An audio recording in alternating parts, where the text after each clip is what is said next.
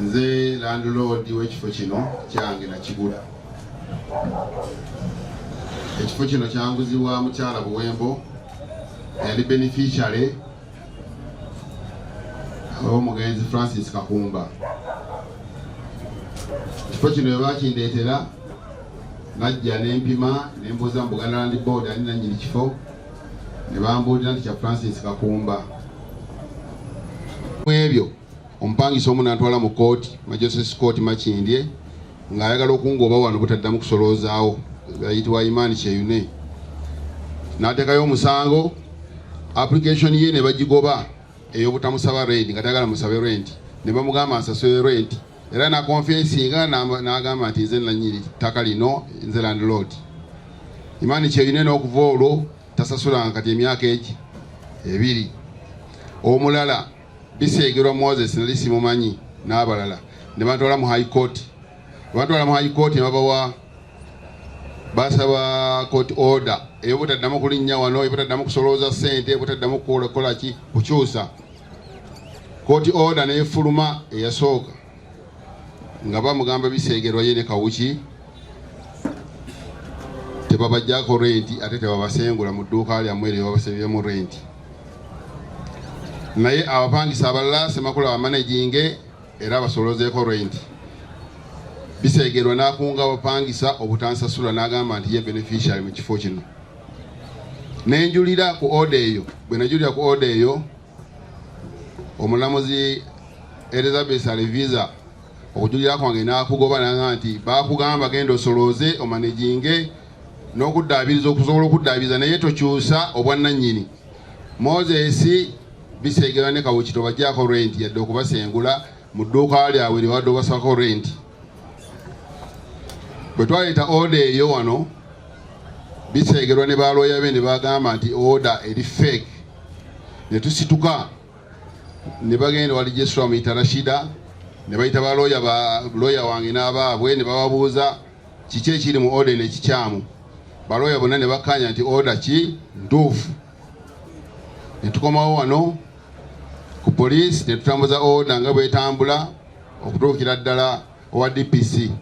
DPC n'atukkiriza tujje tuteeke order mu nkola nsoloze renti kujjako Bisegerwa gwe sirina kusengula yadde okumuggyako renti. Bisegerwa n'akunga abantu nga balina ebbaale n'omulala bamuyita waliwo omukyala Nankabirwa ne omulala bamuyita Senkomi. Nga tumaze okuteeka order mu nkola nabateekako amakufulu bampe renti wange. Ebbaale ne Nankabirwa ne Moses ne Senkomi ne bakunga abantu nga baagala okukuba abantu bange nali nabo.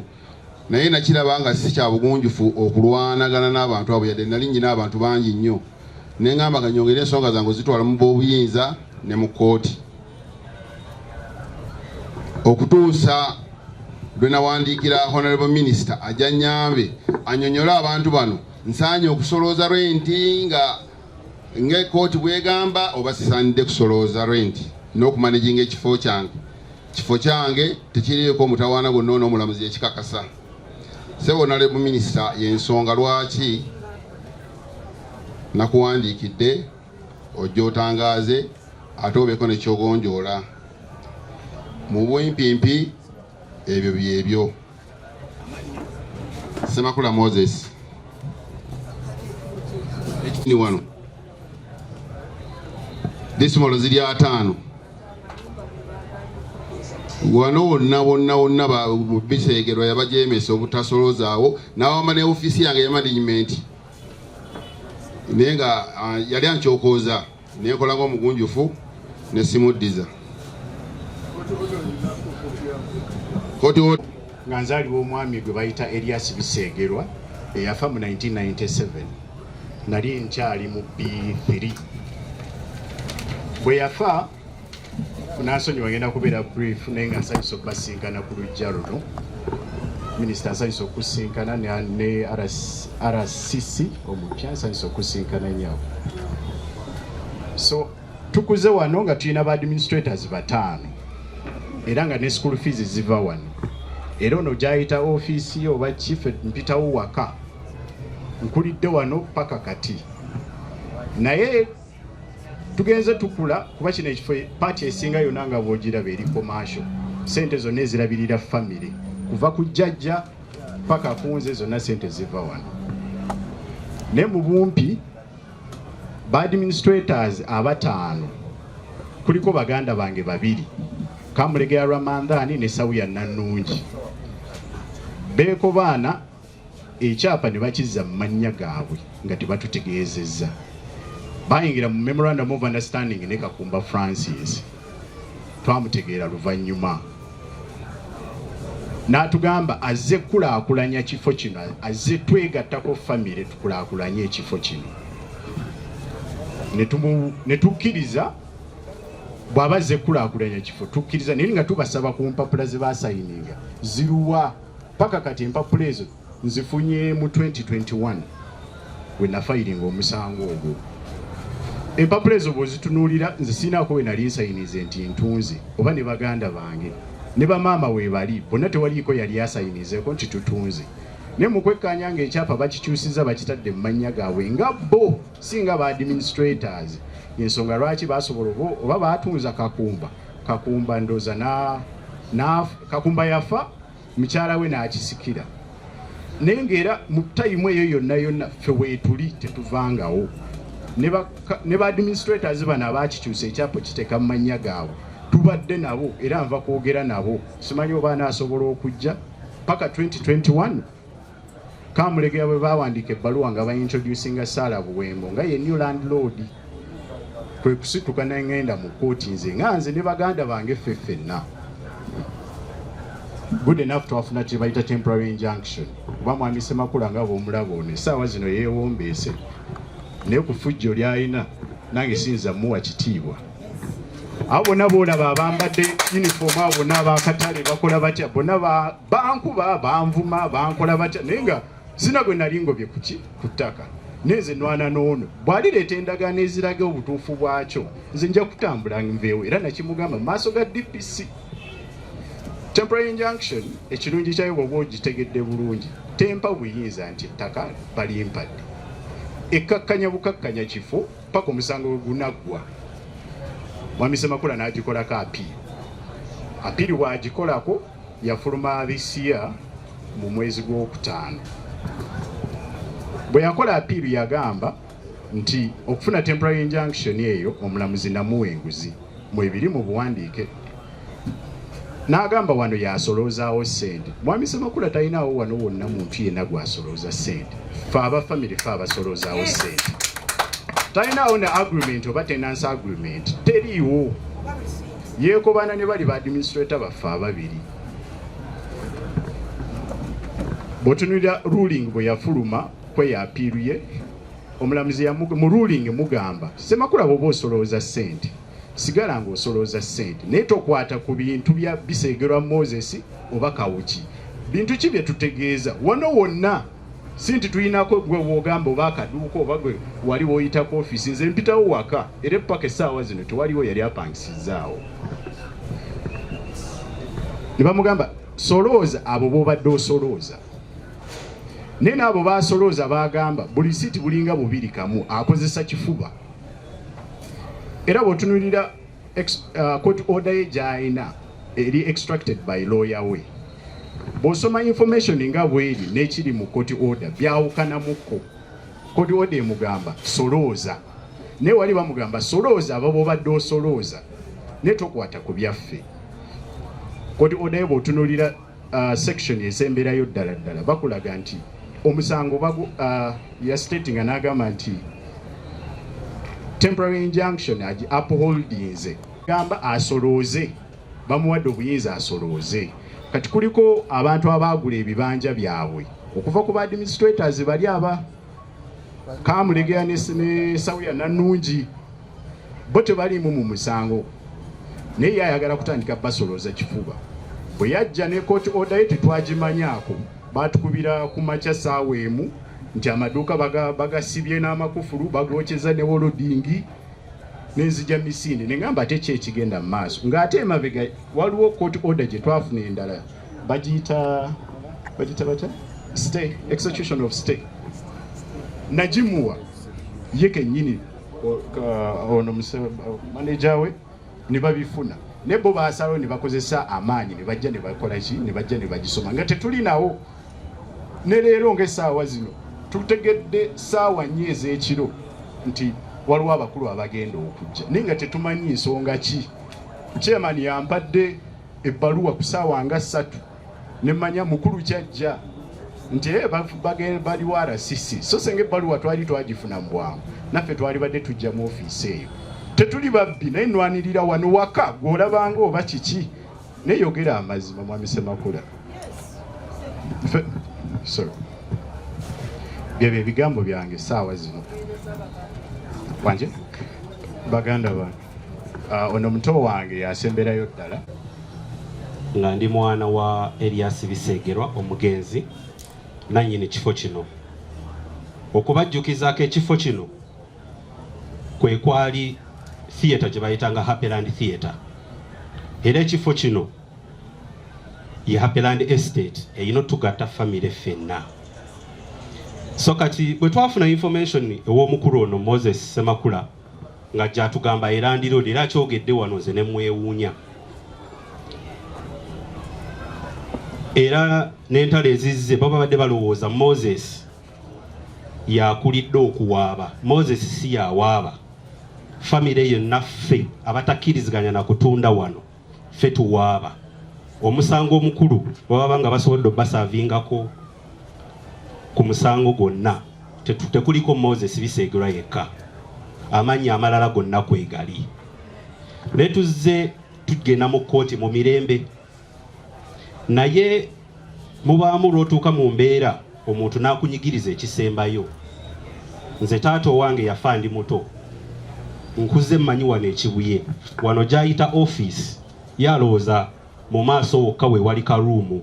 Munda waliyo ebisenge gye tusula. Naye addidde abantu babo boolaba mu reflectors abo. Njagala weeweeyo ogambe omuntu yenna yambadde reflector ndage edduuka lyo alikulage wano. Naye abambaza reflector kubalaga kifaananyi nti ayinawo amaanyi wano naye tayina. Abambaza bwambaza reflector kyovola bazitukula n'abo basituzi b'amatooke wano. Era ekifo kino kiraba kinyirira kubanga bakirongoosezza neffe wali batuyirawo ne kasasiro. Muli mwe twali tusula wali mu mulyango gwonna bateekawo amatooke tetulina we tuyita kuyingira munda awo. Kati bw'obeera gw'oba olowooza ki? Yeekomanye n'omusika n'omu ku administrator okutunda ekifo kino kye tutakkiriziganya nakyo y'embeera gye mulaba wano wonna. Yawooza Saara Buwembo ye yamuguza. Tafuddeyo kunoonyereza ettaka lino lizze litambula litya. Because okuva mu Buganda Land Board lize yafuluma ey'ettaka lino wandinoonyeza n'obuzo yafulumira mu mannya ki? Yafulumira mannya g'abantu 5 be ba administrator taata waffe be yalonda. Basaala Buwembo ne Kakem ne mwami Kakumbe yafa bajjako batya. Bye bibuuzo ffenna bye twebuuza. So kati Ssemakula bw'ajja wano n'agamba nti wano nze Land Road atya. Bye bibuuzo era biffe bitumubuuza wano. Yensonga lwaki tugenze ne mu kkooti okwekubira enduulu kuba tetwagala kulwana na muntu yenna. Naye kkooti etambula ate naye adde n'ebbali n'akola obuvuyo. Yajja wano n'asiba amaduuka g'abantu. Muntu kyajja okusiba amaduuka g'abantu ku ssaawa 12 nga n'abantu tebaliiwo. Eryo etteeka lyogera ki ku ekyo? Era kyovulaba waliwo obuvuyo. Essaawa eno ositudde abakungu bazze wano. Lwaki abalala bonna b'oyombagana nabo mu kkooti tewabasaavinze kubategeeza nti waliwo abakulu abakola ki? Abajja. Kuba kino tokiriimu wekka. Ebbaluwa eraga omukulu baagifuna mu September nga mmeka? Nga 27. Leero 10. Lwaki tebatusaavinze ne tugamba waliwo abakulu abajja? Kikyaggusa era kye twagala tumanye kuba ffe tetugenda kukkiriza kutugoba ku ttaka lya taata waffe kufa na kuwona. Nze ekyo nkigamba lwatu. Kati nga mwami Moses agamba nti wano yagulawo nga famire emu egamba tetondangawo. Era mwami Moses n'atusaba abantu bamuwa obusuulu mwami Ssemakula abantu bamuwa obusuulu naye tetukizuula ng'ate waliwo abamu abaga nti twagulako ki ebibanja nze ne mbagamba nti bwabaawo enkayana senga akayana badde wakati wa famire ne famire twandibadde tujingamu nga LC naye abo bagamba nti basazeewo kyetujja okukola ki kyetujja okugenda nakyo mu maaso kubanga twagenda okukizuula nga endagaano ezimu abasembeyo okugula nga bagula ku baana ba Bisegerwa nga nezimu tuzinako emikono tugamba abasobola bagenda mu kkooti oba abaana ba Bisegerwa batunda mu bukyamu kkooti emala okukola ki emala okusalawo wakati waliwo omwami eyagula akantu kano ak'emmanju kano mwerabidde erinnya akola mugondi akaguze ku mutabani wa gundi biseera bino nga weetuli mutabani wani kano ak'emmanju kano Malaka akaguze ku mutabani wa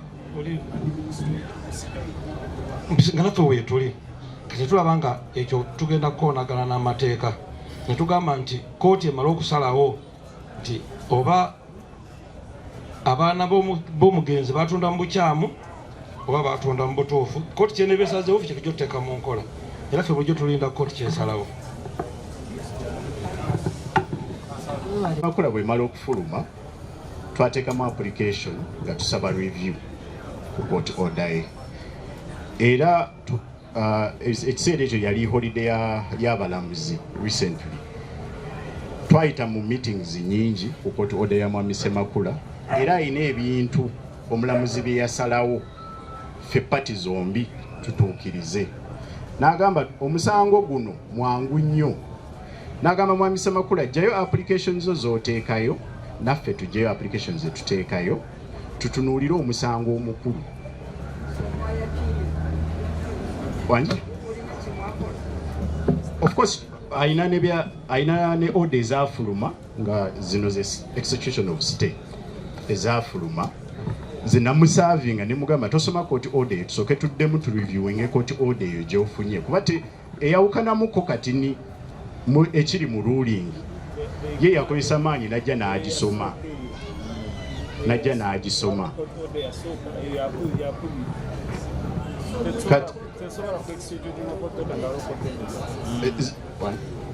ziri court order 2.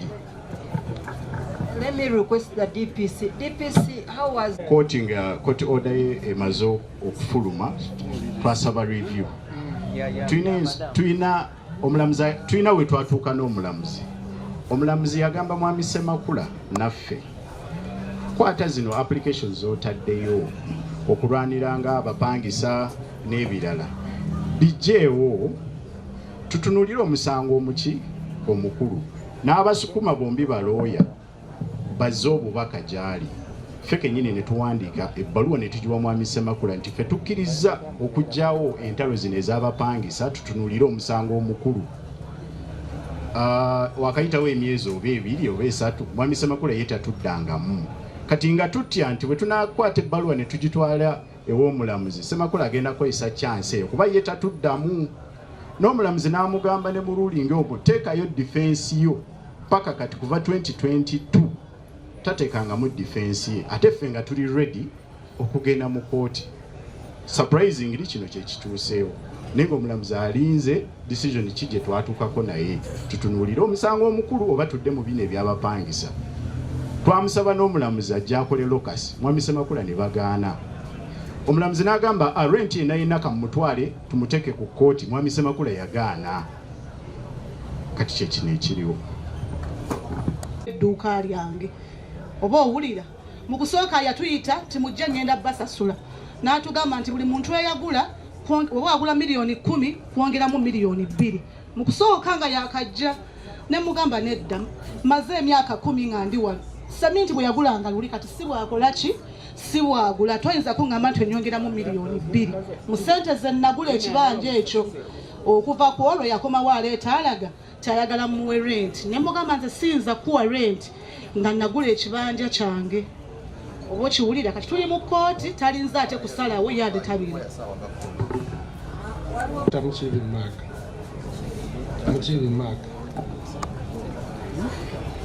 najja ku Apeland mu myaka mu 2004 nenzimbawo edduuka awo banguza ekibanja nenzimbawo edduuka era edduuka weeriri era wenkolera naye omwami ono yajja naŋŋamba mbu aguze yennyini ttaka kuba nze nagulako ba administrators kamulegeya ne sawe be nagulako kitegeeza ku ttaka awo ndowooza mazeewo emyaka giwera 2 nga ndi ku Apeland awo enawo ekibanja kati ono omwami yampita mu ofiisi ye nagamba yagala kumpa ne muganzi sobola kulemerawo oba waguze ettaka yes kituufu nze ndi wa kibanja ne muwa ekitiibwa kye mugaba ogenda kumpa ssente nti ye naye nagamba naye talinaawo ssente kakati naleeta bagundi baabo kadeeti ne batandika okunjogajoga awo ne banjeregajirega mbu nga siina mulamwa era awo siinaawo kyendinawo naŋŋamba mpa miliyoni mmeka 10 ne mugamba si gwonsalirawo ku kintu kyayo kyenakola kyenagula tosobola kunsalirawo ne mugaba okuba kujogereza mbuuza oyagala ssente mmeka tuteese bulungi ti osaagala kukola ki ne mugaba kale tujja kusisinkana mu kooti tulabe ki ekinakola ki ekinaddako tegeera naye tetulemeddeewo nti oba nemeddewo wabula abeeko enteeseganya gyakola ki gyateesa n'omuntu kiwulira kuba fe tetuleese maanyi kuba ye mugagga nawulira yeesoma omwavu tawuza na mugagga okiwulira naye ate amateeka go galamula okiwulira kuba nze nagulawo ne bakula zange zirina okiwulira ninawo ekibanja amanya Mukibi Christopher Maga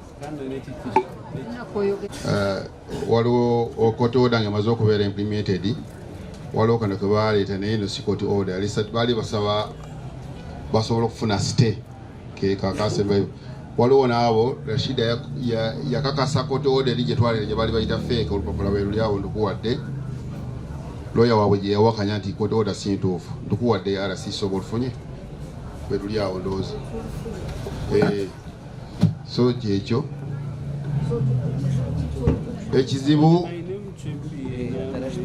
njagala kusolooza mu kifo kyange rent